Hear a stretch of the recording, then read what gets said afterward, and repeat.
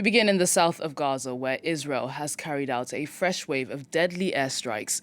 The military pummeled camps in the coastal area of al-Makwazi, where displaced Palestinians were sheltering, in tents. The attacks has left at least 25 people dead and wounded 50 others. Many of the injured were taken to the Red Cross Field Hospital located in Han Yunis. Well, let's dig a little deeper and cross to Iris Makler, our correspondent in Jerusalem. It's good to see you, Iris. This latest attack in southern Gaza has killed at least 25 people, like I said. Tell us what you've been hearing.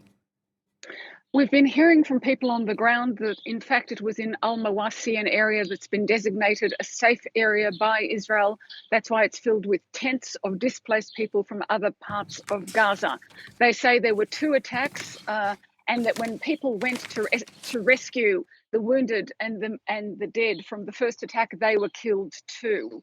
That's what we're hearing on the ground. The Red Cross said it was close to one of their field headquarters there, and they condemned any attacks in such a fragile, such an area like this, so full of civilians without any means of defending themselves. Israel, on the other hand, says that it's had carried out a preliminary investigation and it has no records of firing in that area at all over the past 24 hours. So there are airstrikes in other parts of the Gaza Strip, perhaps close to al-Mawasi, but not there. So this is something we are familiar with from previous incidents with tragic outcomes, which is that each side in effect blames the other, and Israel says that there were two rocket attacks from inside the Gaza Strip, which landed in open areas in the south of Israel today. So at the moment, we cannot say definitively who carried out this deadly attack.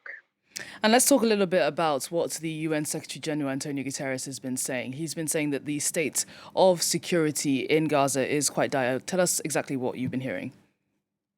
That's right. You know, in effect, the Secretary General is confirming a reason for the fact that no aid is being delivered. You know, Israel has long said that aid has been getting in, and the United Nations has said, but it's not getting out to the people.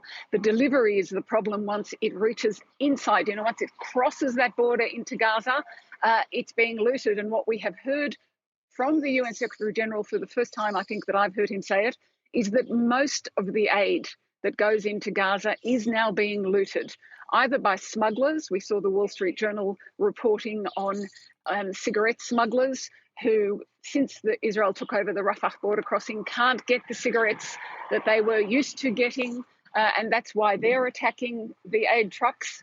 But what the effect of this is, whether you're a cigarette smuggler or anyone else, you know, another militant group who might want the aid for its own reasons, a man with a gun who might want the aid for his own reasons.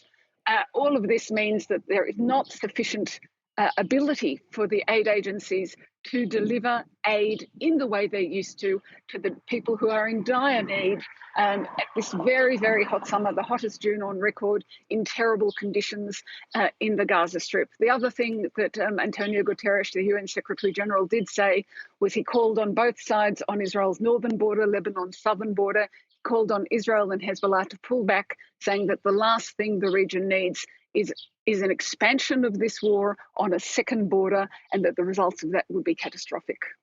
Iris Makler, our correspondent in Jerusalem, thanks so much for your analysis.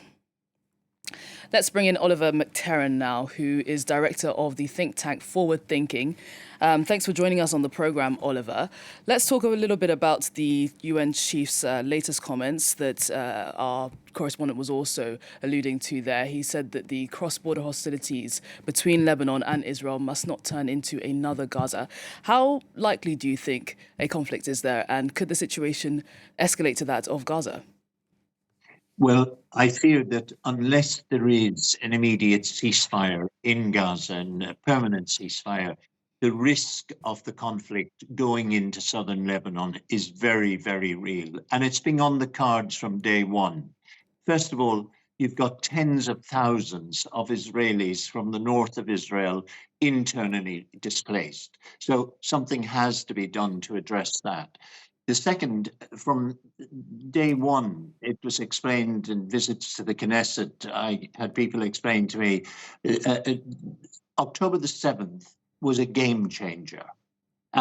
They would change the Middle East as a result of it. It meant clearing out Gaza in the south and then moving north and doing the same in southern Lebanon. So you create a new security reality. Now, I think that's an impossible dream. It's a dangerous dream. And I think the Secretary General of the UN is quite right in emphasizing the need to stop it. But the need to intervene. We need Americans now to say all the red lines have been crossed.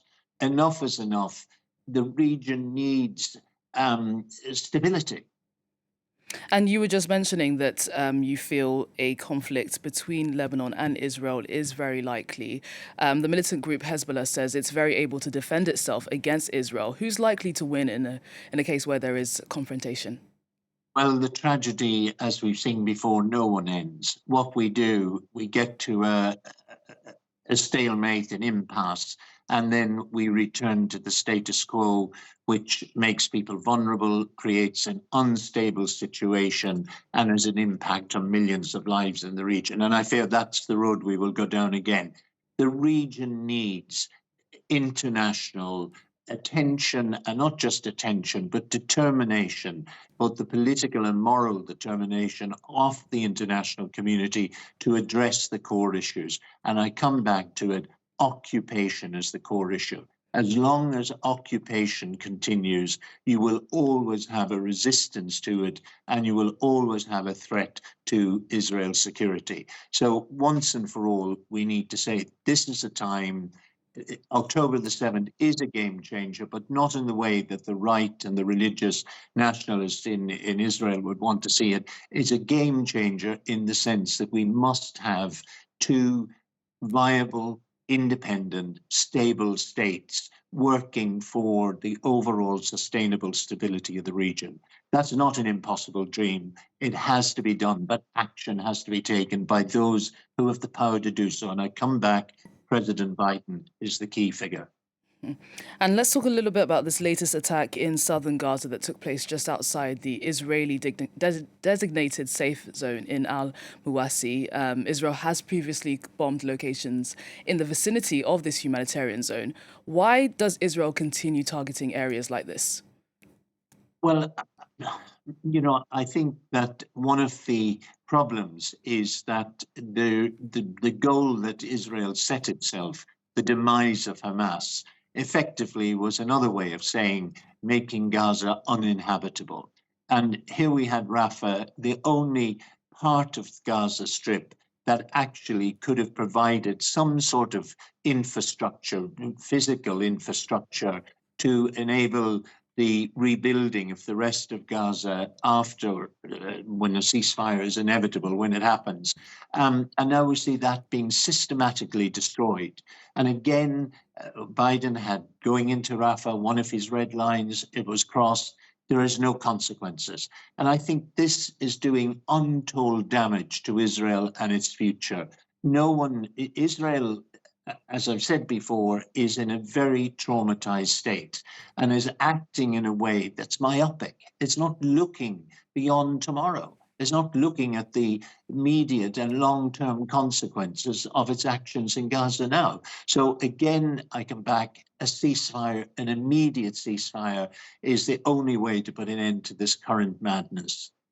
And we've been mentioning on the programme, again, those comments from the UN's Security General, Antonio Guterres. He said that it's up to Israel to restore public order, very much like you've been saying.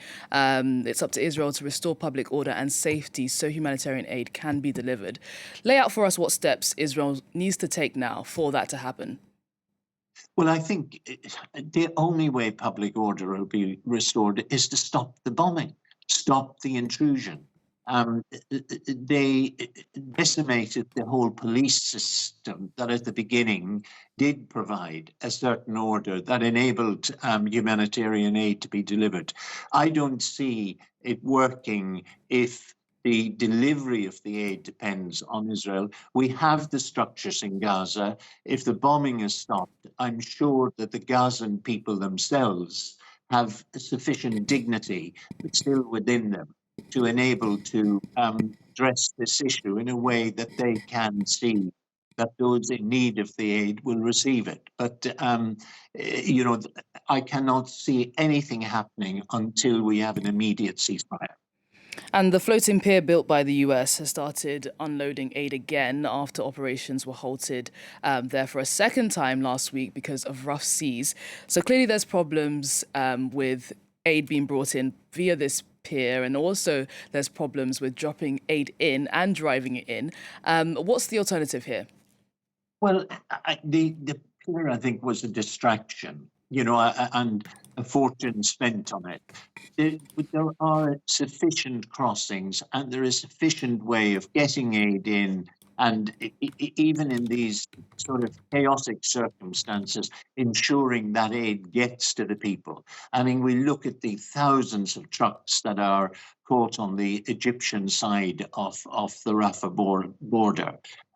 It is back to the determination. These are human problems, there are human solutions, but to solve them, it needs the political will and the moral courage to do so. And that, I fear, on all sides has been lacking up till now. And as a consequence, as we're talking about 2.3 million people trapped in life-changing conditions, their lives will never, never be the same again.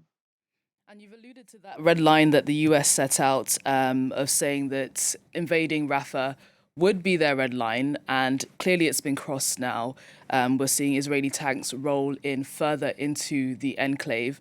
When is the US going to publicly come out and say this red line has been crossed? That's an excellent question, and I wish I had the answer to it. I think Biden is caught with he's in a split vision at the moment, that he's looking at November elections, and then he's probably moral conscience is saying, well, look at the human situation, I should be doing something about it. I think he's got to focus now purely on values. What are the values, the principles that we have prided ourselves in? It's only a matter of a few days ago, he was in Normandy, paying honor to those young men who gave their lives to help restore a sense of moral order in Europe, to give us what we had and believed was the structure we operated under, a rule-based international order. What we're witnessing now is the inability at all levels, not just the Americans, to actually apply those principles, but the UN and European Union. We give lip service to it, but we are not prepared to take the action that's necessary to ensure that this order that so many gave their lives to establish 80 years ago is now the order that will help us rediscover our sanity in Gaza and Ukraine as well. You're very aware of the issue of the criticism from the global south, and I think justifiable, that we are hypocritical in the way we apply the rules in one situation and ignore them in another. Oliver McTernan, director for the think tank Forward Thinking, thank you so much for your analysis and joining us on the programme.